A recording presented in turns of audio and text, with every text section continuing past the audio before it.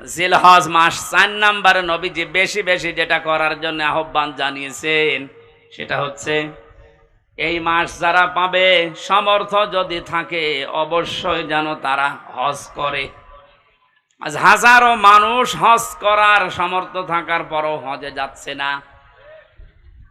এখানে যারা দায়িত্বে আছেন, এই মন্ত্রণালয়ে যারা আছেন, আমাদের পাশের রাষ্ট্র তাও হিন্দু রাষ্ট্র, হজে যাওয়ার পরে আমি দেখেছিলাম ওখান থেকে হজে যেতে বাংলাদেশের 3 ভাগের 1 ভাগ টাকা লাগে।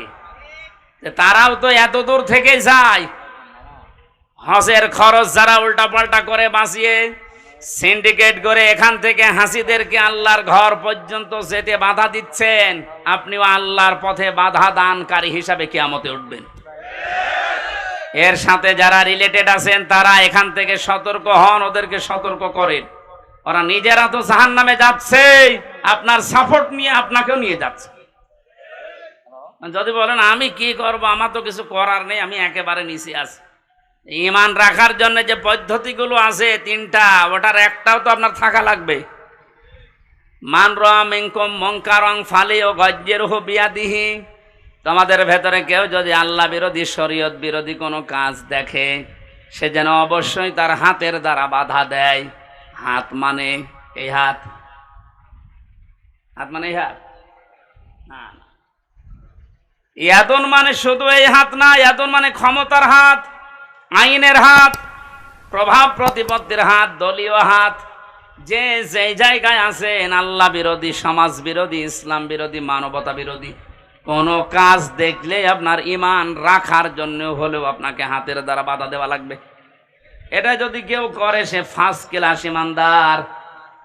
এটা যদি আপনি না পারেন, আপনার হাতে যদি প্যারালাইজড হয়, না সম্ভব না, এ করতে গেলে আপনার বিপদ আরো বাড়বে। তখন আপনি মুখের দ্বারা হলেও প্রতিবাদ করবেন, না এটা অন্যায়, এটা বন্ধ করেন। আর আমরা এটাই করছি। কুমিল্লা শহর থেকে মাত্র 2 কিলোমিটার দূরে ভারতের এরিয়া, ওখান থেকে একজন হজে গেলে ওর যদি 2.5 লাখ টাকায় হয়ে যায়, আমার 7.5 লাখ লাগবে। কোন কারণে? এই সিন্ডিকেট ভাঙা লাগবে। কোটি কোটি টাকার ব্যবসা করছে এখানে যারা দায়িত্বে আছে তারা। এই জন্য আমাদের যেহেতু ওই পর্যায়ে কিছু করার নেই, হাত তো নেই, হাত তো প্যারালাইজড। সুতরাং মুখের দ্বারা প্রতিবাদ করার যতটুকু ভাষা আছে আমরা করলাম। আল্লাহ যেন আমাদের এই ভাষাটাকে কবুল করেন। এটাও যদি না পারা যায়, সর্বশেষ মনে মনে ঘৃণা করা, এইটাও অনেকে করে না। আরো আল্লাহ বিরোধী, আল্লাহর ঘরে যেতে ডাইরেক্ট না ইনডাইরেক্ট ভাবে বাধা দেওয়া হচ্ছে, আরো খুশি হয়। আজকের এই অনুষ্ঠানটায় আমরা কি বলবো বলেন তো? যেহেতু কোরআনে কারিমের সামনে যে তেলাওয়াতকৃত আয়াত পড়লাম আপনাদের, এটা কোরবানি সংক্রান্ত, আর সামনে 4-5 দিন পরেই কোরবানি।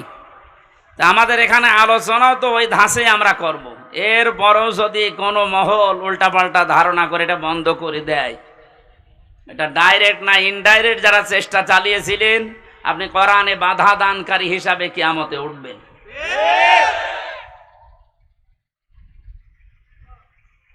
জাহান্নামের স্তর বলেছিলাম কয়টা? বলেন বলেন। এই 7টার ভেতরে একটা ভয়ঙ্কর দরজার নাম আছে।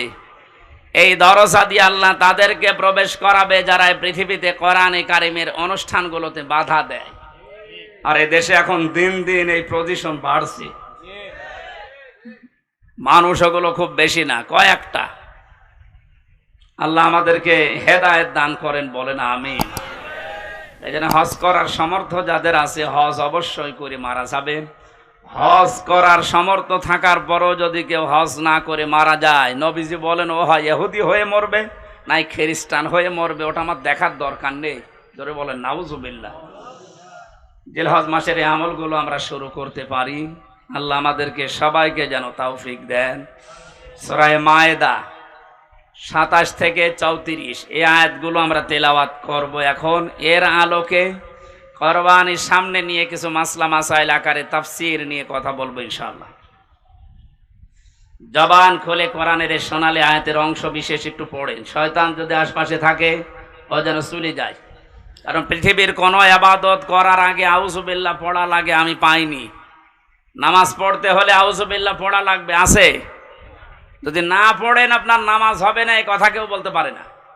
রোজা রেখেছেন, আউযুবিল্লাহ পড়েননি, আপনার রোজা হবে না। এই যে হজে যাচ্ছে যারা, আউযুবিল্লাহ পড়েনি, হজ হবে না। কোরআন পড়তে গেলে যদি কেউ আউযুবিল্লাহ না পড়ে, কোরআন পড়া তো হবে না, আরো ওর গুনাহ হবে, কারণ এটা ওয়াজিব তরক করার গুনাহ হবে। ফাইদা ক্বরাতাল কুরআনা ফাস্তাইজ বিল্লাহি মিনাশ শাইতানির রাজিম। হে নবী, আপনি যখন কোরআন আরম্ভ করবেন তখন আল্লাহর কাছে আশ্রয় চান শয়তান থেকে। এটা কি নফল না ওয়াজিব? বলেন বলেন, কেন এত গুরুত্ব বলেন তো? নামাজের মতো, রোজার মতো, হজের মতো এত বড় বড় বিধান পালন করতে গেলে আউযুবিল্লাহ পড়া লাগছে না, অথচ কোরআন পড়তে গেলেই পড়া লাগে। এই কারণেই, কারণ অন্যান্য ইবাদতে শয়তান মানুষকে যত না ধোঁকা দেয়, কোরআনের কাছে আসলে তার চাইতে বেশি ধোঁকা দেয়। কারণ শয়তান জানে যদি ওর কাছে আসে, আর এটা যদি জানে আমি শয়তানি করব কোথায়, কারণ শয়তানি করার জায়গা থাকবে না। এই জন্য সবচাইতে বড় বাধা ওর কোরআনের কাছে মানুষ আসতে চাইলেই ও বিভিন্ন অ্যাঙ্গেলে বাধা দেয়। আজকেও বাধা দিচ্ছিল। এই জন্য আশপাশে যদি থাকে শয়তান, সে মানুষ হোক আর জিন হোক,